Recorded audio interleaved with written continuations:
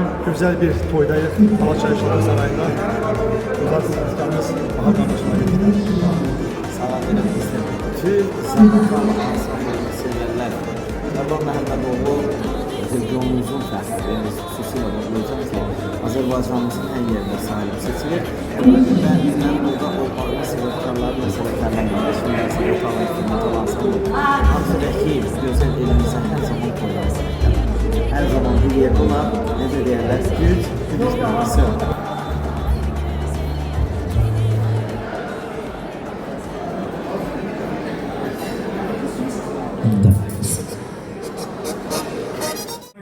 Bütün subaylarımıza toy nişan kısmet olsun.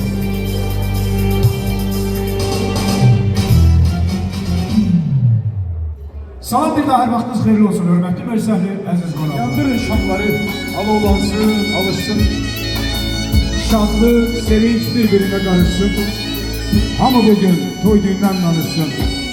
Subaylığın son günüdür bu gecə. Nəman xanımın toy günüdür bu gecə. Toydu, toydu, toydu.